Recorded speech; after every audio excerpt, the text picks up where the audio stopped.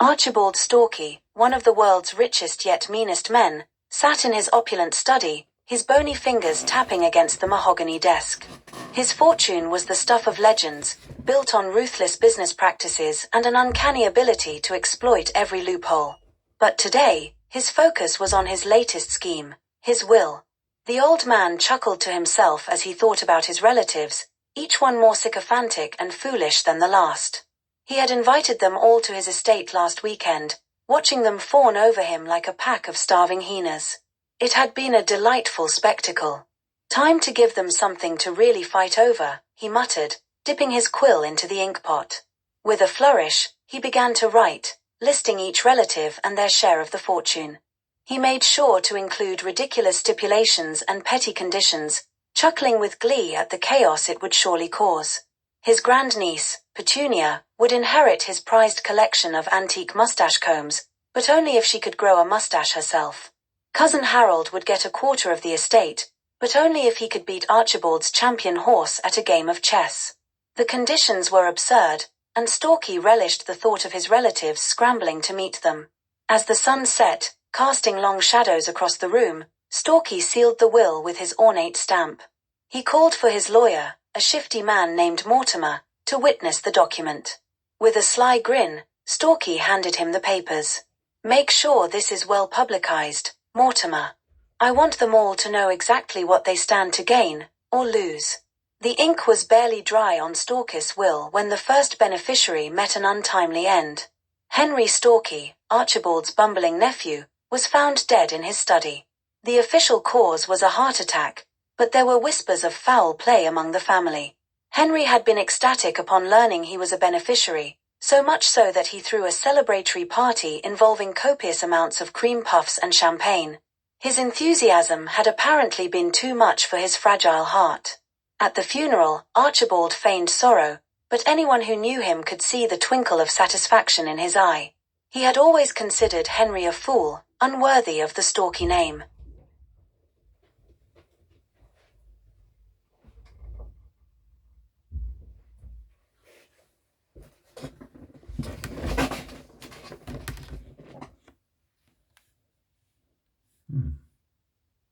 As the service concluded, Storky made a point of consoling Henry's widow, Bertha, who was eyeing him suspiciously.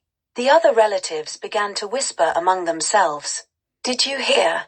Henry was supposed to get the summer villa in Tuscany," said Aunt Mildred, her eyes wide with curiosity.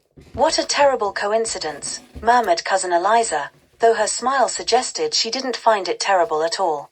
As the deaths began to pile up, they attracted the attention of Detective Inspector Lydia Harlow, a woman with a reputation for solving the unsolvable. Harlow was intrigued by the pattern. Each deceased relative was a beneficiary in Storky's will, and each death was bizarre and convenient. Harlow started her investigation by visiting the Storky estate. Archibald welcomed her with a thin smile, his eyes twinkling with a mixture of amusement and wariness. "Inspector, how can I help you?" "Such a tragedy, losing poor Henry," he said, clasping his hands together in mock grief. Harlow was not fooled. "Mr. Storky, I hope you don't mind, but I have a few questions about your nephew's death," she said, her tone courteous yet firm. Archibald's expression didn't falter. "Of course, Inspector. Anything to aid in your investigation." As Harlow began her questioning, she couldn't help but notice the myriad of oddities around the estate. Portraits of grim-faced ancestors, a taxidermy collection that included a two-headed rabbit, and a peculiar number of locks on every door. This was not going to be a straightforward case. The deaths might have continued unremarked had it not been for the sudden and bizarre demise of Margaret, a distant cousin. Margaret was a superstitious woman who claimed to communicate with spirits. She had recently boasted about her impending windfall from Archibald's will, causing quite a stir in the family. One morning, Margaret was found dead in her garden, having apparently tripped over a garden gnome and fallen into her koi pond. The coroner ruled it an accident, but Harlow wasn't convinced. The timing was too convenient, the deaths too frequent. She pressed on, interviewing the remaining beneficiaries. Among the most colorful of these was Cousin Eliza, an eccentric opera singer who insisted on conversing only in song. Then there was Uncle Felix, a paranoid conspiracy theorist who believed the moon landing was faked and that pigeons were government spies. As Harlow questioned each one, it became increasingly clear that this family was anything but ordinary. Next to meet a bizarre end was Horace, Archibald's reclusive brother who lived in a cabin deep in the woods. Horace had inherited the family's love for hunting and was an expert marksman. He had once bragged about shooting an apple off a squirrel's head from 100 yards. Horace's body was found under suspicious circumstances. According to the official report, he had tripped on a rake and accidentally shot himself with his own crossbow. The absurdity of the situation did not escape Harlow's notice. She traveled to the cabin, examining the scene meticulously. She found it hard to believe that a man with Horace's skills could suffer such an accident. The cabin was littered with traps and gadgets, each one more ridiculous than the last. Harlow even narrowly avoided a booby trap that would have sent a paint can swinging from the rafters straight at her head. Archibald's niece, Penelope, was next. Penelope was a renowned pastry chef with a flair for the dramatic. Her specialty was flambéed desserts, and she had been known to ignite entire tables for the sake of presentation. She was found in her kitchen, apparently having slipped on some spilled sugar and fallen into a vat of boiling caramel. Harlow arrived at the scene to find the kitchen in chaos, a testament to Penelope's over-the-top culinary style. She couldn't help but wonder how someone so skilled in the kitchen could make such a fatal error. The more she investigated, the more convinced she became that these deaths were no coincidence. Back at the Storky estate, the remaining relatives were growing increasingly paranoid.